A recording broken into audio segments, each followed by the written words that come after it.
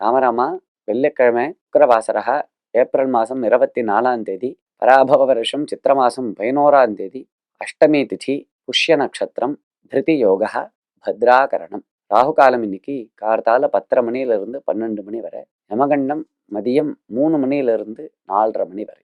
இன்று ஸ்ரீ தியாகராஜ சுவாமிகளுடைய ஜெயந்தி. மகானின் சிறப்பை பற்றி கூறவும். தியாகபிரம்மம் அப்படின்னு சங்கீத மும்மூர்த்திகளுக்குள்ள ஒருவர்.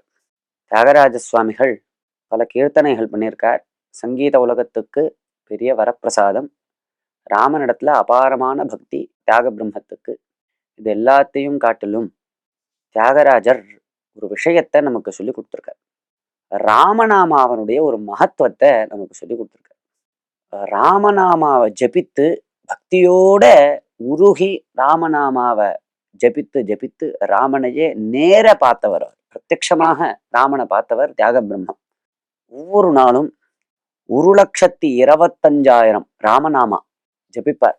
இப்படி ஜபித்துண்டு வந்து தனது 38வது வயசுக்குள்ள 96 கோடி, அதாவது 96 crores ராமநாமாவை ஜபித்து முடிக்கிறார். அன்னைக்கு யாரோ வாச கதவை தட்டுறா மாதிரி சத்தம் கேட்கறது. போய் திறந்து பார்க்கறார். பார்த்தா விஸ்வாமித்திரனுடைய யாகத்தை ரக்ஷணம் பண்றதுக்கு இப்படி கோதண்ட பாணியாக ராமச்சந்திரமூர்த்தி லக்ஷ்மணனோட சேர்ந்து வந்தாரோ அதே மாதிரி காட்சி கொடுக்கிறார் ராமர். பெரிய ஆனந்தம், நமஸ்காரம் பண்ணி பாடுறார் தியாக பிரம்மம்.